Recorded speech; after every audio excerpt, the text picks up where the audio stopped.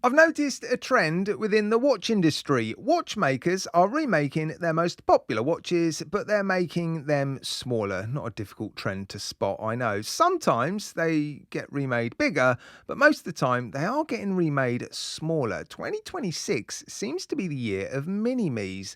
For those of you not old enough to remember, that's a reference to a character in the movie series Austin Powers, and they were, are you ready for this? Groovy, baby. It feels to me like those movies were made only yesterday, but the first one was released in 1997. Let me say that again. The first Austin Powers movie was released in 1997, almost 30 years ago. That is unbelievable. Anyway, my point is there's mini versions of watches popping up all over the place, and I've got another one to show you in today's video, and I can guarantee this won't be the last. In fact, I already know of another one on its way to me right now. I've thought for a while that the trend within the industry was for smaller watches. Is this recent spate of watches being made in smaller sizes confirmation of that? I think it might be, although there are still some styles we want in bigger sizes, like divers, GMTs, rugged digital watches, pilot watches. There's a few styles. But when it comes to sport watches, Garter watches, dress watches, and a few others, I think we're wanting smaller dimensions than before. When I first reviewed the 40mm version of this Arsenale, I don't think at any point I thought it's too big. But now I've got this smaller version in my hand, I'm thinking size does matter, and on this occasion, smaller is better, said no one ever. When this arrived, I was worried my wife was going to immediately try and commandeer it, and she did. She tried it on, but it was still a touch too big, thankfully. The bracelet, at its thinnest point, does look a little too thin, in my opinion. I like bracelets that taper, but perhaps a little bit less taper on this occasion.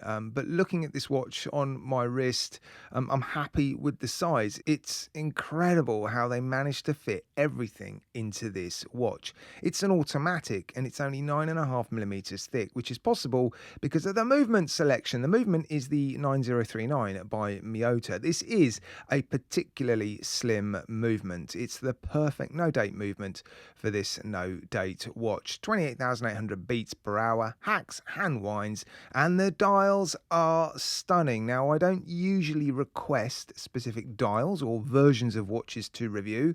I'm usually happy to receive any colour, but on this occasion, I'll admit to asking for this particular colour. I've shown quite a few purple dialed watches recently, so I was keen to avoid the purple one, and this aqua green version just looked too good. The dials are mother of pearl. They are coloured to look like this, which is very normal, very common, but you still get to appreciate those beautiful shimmering mother of pearl rainbow effects. And this particular dial has a very noticeable streak through it, which encourages more light play than normal. Of course, each dial is going to be different. Stunning hands and applied indices, BGW9 lume on the hands and indices, and they don't always add lume on their watches, but they have done for this watch, and it's pretty decent. You'll see the full lume degradation test at the end of the video, but for now you can enjoy some lovely shots of the lume in various low light conditions.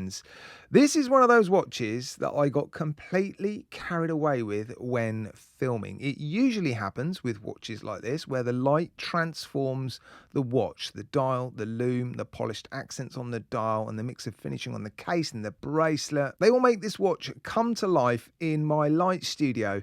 I spent a whole day taking shots, and yeah, as usual, I've ended up with too many clips to show you, but I do always pick the best ones to include in my videos. And I hope the close-up shots are helping to show the quality on offer here. Venezianico watches are always beautifully finished, and this one's no different.